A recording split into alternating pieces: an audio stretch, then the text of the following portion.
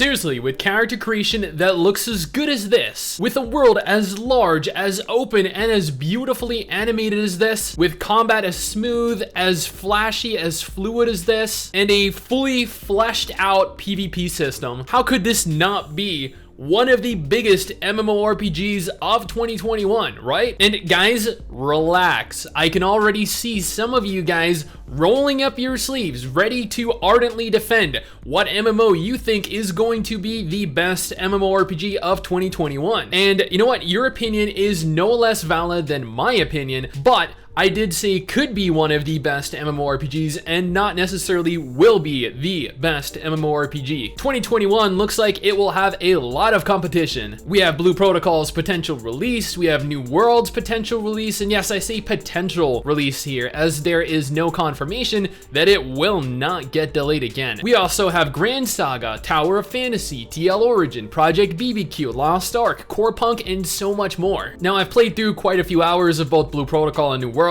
and have both read and watched quite a bit of gameplay regarding the other MMOs slated for release next year, and I gotta say, while yes, I am still most excited for Blue Protocol, my interest in Tower of Fantasy is definitely on the rise. But what is Tower of Fantasy? Good question. Before I go into answering it and delve any further into this discussion, I do want to point out that we have a Tower of Fantasy subreddit that you should totally join if you want to stay updated with the game. The link to the subreddit will be down in the description in the pinned comment below. Now, I have covered this game twice, once after each trailer was dropped, but let me quickly go ahead here and summarize before discussing why I am excited for the game. Tower of Fantasy is an upcoming open world, fully action combat anime MMORPG set in a large, seamless open world. This is something that we really do not have right now, anime MMOs and seamless worlds both. The game has a deep, rich story that takes players all over the world and features mechanics that are not really found in MMOs of the last generation, but seem to be all the craze these days, like world interaction. You can scale walls, trees, buildings, mountains, and by that logic, potentially even large boss monsters to get to their weak points. We've seen that you're actually capable of grappling onto and picking up enemies, providing opportunities you wouldn't have otherwise to overpower them, so it definitely stands to reason that this is a possibility, right? There are puzzles, yes, both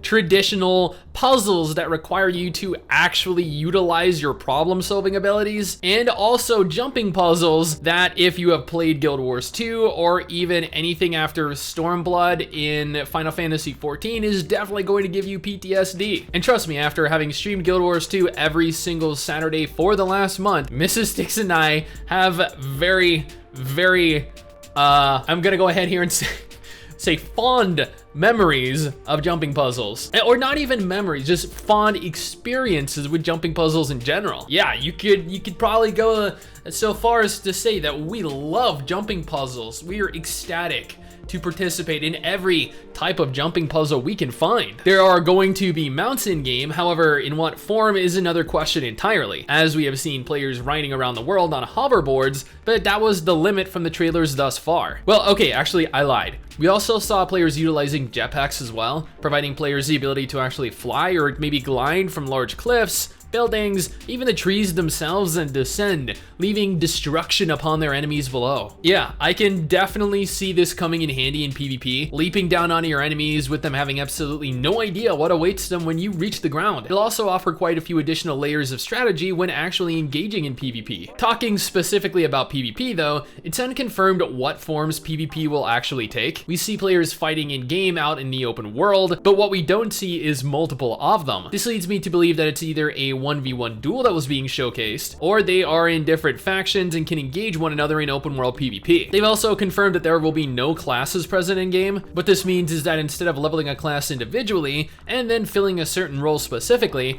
instead you'll be able to swap your weapon, thus changing your role and allowing for you to fill many different roles at any given time, improving your use to the team. So yeah, that means you'll never have to be concerned with not having someone fill that specific role that you guys are in need of. And if someone is really bad at DPS because they continue to stand in telegraphed AoEs, you can just tell them to, I don't know, like go tank and have one of the tanks swap to a DPS or something like that. Finally, and what is perhaps one of the most important features, is that much like the upcoming Genshin Impact RPG and also the upcoming GRAN SAGA MMORPG, Tower of Fantasy is being built for both PC and mobile crossplay in mind. It's currently unconfirmed which platform the game is being built for, but I guess that will ultimately determine whether this game turns out to be a huge hit or miss. Tower of Fantasy could definitely prove to be one of the biggest MMORPGs of 2021. It has the foundations to be a really good game. It has a beautiful setting that hasn't been overdone, unlike Nexon and their obsession with medieval games. It has smooth combat, but not overdone flashy combat that feels as though you can't see anything else on the screen when more than one person is on it at any given time. It has a focus on story, although whether the story will be any good is up for discussion. I mean, Black Desert claims it has a story too, right? And it has some fantastic character creation. This is one of the most important parts of any anime MMORPG, I feel. Well, actually, you know what? Not even an MMORPG. This is one of the most important aspects of any anime game, period. Players absolutely love customizing their characters. Look at Guild Wars 2, look at Final Fantasy 14. Both are games that have fashion as their endgame. Heck, even Black Desert and Blade and Soul have a very large active fashion user base. Customization is integral to the success of the game,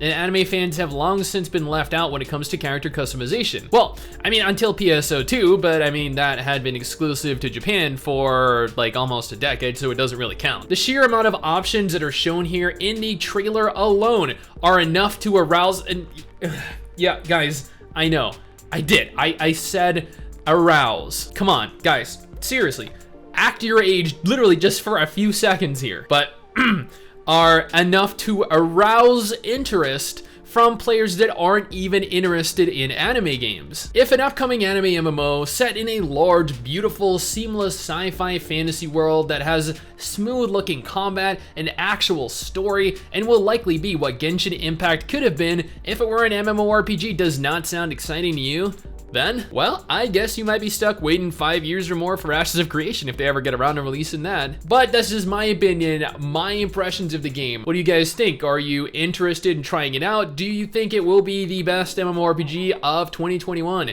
If not, what game do you think is going to be the best MMORPG of 2021? I'm genuinely curious to hear your thoughts. Let me know down in the comments below and let's talk about it. Maybe I'll even go ahead and do a video on it. Who knows? Anyway, guys, that is it for me. Thanks for watching. Hopefully you enjoyed the video. Don't forget to subscribe for more content like this, and I'll see you all next time. Peace.